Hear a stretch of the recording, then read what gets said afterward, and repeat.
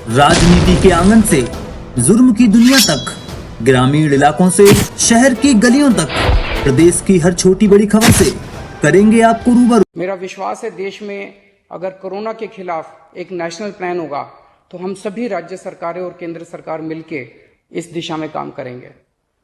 Sir, corona की वजह से दिवंगत आत्माओं को शांति मिले। हाँ जी सर। ये हमारी जो परंपरा है, हमारे जो प्रोटोकॉल है, उसके बहुत खिलाफ हो रहा है कि कोई मुख्यमंत्री ऐसी इन हाउस मीटिंग को लाइव टेलीकास्ट करे। ये उचित नहीं है। ये हमने हमेशा संयम पालन करना चाहिए।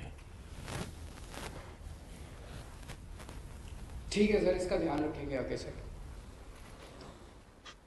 सर, मैं सभी आत्माओं को शांति मिले जिन जिन लोगों का इस दौरान कोरोना की वजह से जिनका देहांत हो गया, और उनके परिवारों को दुख सहने की शक्ति दे।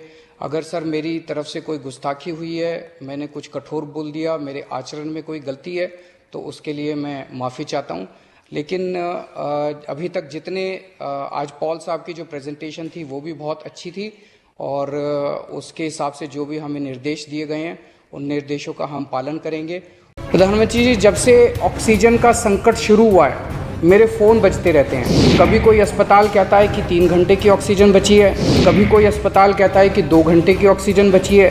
हम कारण जानने की कोशिश करते हैं तो पता चलता है कि पीछे किसी राज्य ने दिल्ली के लिए ऑक्सीजन लाने वाले ट्रक को रोक रखा है। अगर दिल्ली में ऑक्सीजन की फैक्ट्री नहीं है तो क्या दिल्ली के 2 करोड़ लोगों को ऑक्सीजन नहीं मिलेगी?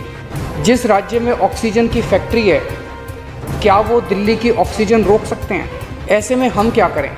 पर सर, मैं आज ये जानना चाहता हूँ कि अगर आज या कल या किसी भी टाइम हमारे दिल्ली के किसी अस्पताल में अगर 1 घंटे की, आधे घंटे की, 2 घंटे की ऑक्सीजन बच जाए और लोगों की मरने की नौबत आ जाए, तो मैं फ़ोन उठा के केंद्र सरकार में किससे बात करूं? सर, मैं ये जानना चाहता हूं कि अगर कोई राज्य दिल्ली के कोटे की ऑक्सीजन का ट्रक रोक ले तो मैं फ़ोन उठा के किससे बात करूं?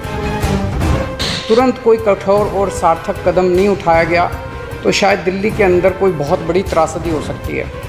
मैं आपसे मार्गदर्शन चाहता हूं सर, कुछ ही राज्य हैं जहां से मैक्सिमम दिल्ली की ऑक्सीजन आती है और जहां सबसे ज़्यादा हमारे ऑक्सीजन के ट्रक रोके जा रहे हैं। मेरी आपसे विनती है, अगर आप उन राज्यों के मुख्यमंत्री को एक बार बोल दें, फ़ोन कर दें कि हमारे ऑक्सीजन के ट्रक ना रोकें, तो दिल्ली के लोगों को ऑक्सीजन मिल जाएगी। प्रधानमंत्री जी, कोरोना से देश को बचाने के लिए एक नेशनल प्लान बनना चाहिए। इस नेशनल प्लान के अंतर्गत देश के सभी ऑक्सीजन प्लांट्स को तुरंत आर्मी के ज़रिए केंद्र सरकार टेक ओवर करे। ऑक्सीजन प्लांट से निकलने वाले हर ट्रक के साथ एक आर्मी का एस्कॉर्ट व्हीकल रहेगा, तो कोई उस ट्रक को फिर आगे रोक नहीं पाएगा। लगभग 100 टन ऑक्सीजन उड़ीसा और वेस्ट बंगाल से आनी है। हम परसों से, जब से कोटा बढ़ा है, हम कोशिश कर रहे हैं उस ऑक्सीजन को दिल्ली लाने की। मेरा आपसे निवेदन है कि यहाँ से ऑक्सीजन अगर हो सके तो हमें हवाई जहाज से उपलब्ध करवाई जाए, और नहीं तो जैसा अभी बताया गया, आपका आइडिया है ऑक्सीजन एक्सप्रेस शुरू करने का, वो ऑक्सीजन एक्सप्रेस शुरू करके वेस्ट बंगाल और उड़ीसा से हमें ऑक्सीजन दिलवाई जाए। आइडिया नहीं, ऑलरेडी चल रहा है। सर, दिल्ली तक नहीं पहुंच पा रही हमारी, दिल्ली तक नहीं आ रहा। उसमें अगर हमें दिल्ली के लिए भी कॉरिडोर मिल जाए तो आपकी बड़ी मेहरबानी होगी। प्रधानमंत्री जी, हमारे देश के वैज्ञानिकों ने इतने कम समय में जो वैक्सीन बनाई है, इसके लिए हमारे वैज्ञानिक साधुवाद के पात्र हैं। आपने इसमें जो प्रयास किए, आपका बहुत बहुत शुक्रिया। अभी सर, केंद्र सरकार ने आदेश जारी किए हैं कि 1 मई से राज्य सरकारें सीधे कोरोना वैक्सीन खरीद सकती हैं। इसके बाद एक वैक्सीन की कंपनी ने अपने रेट जारी किए हैं कि वो केंद्र सरकार को 150 रुपये में और राज्य सरकारों को 400 रुपये में देंगे।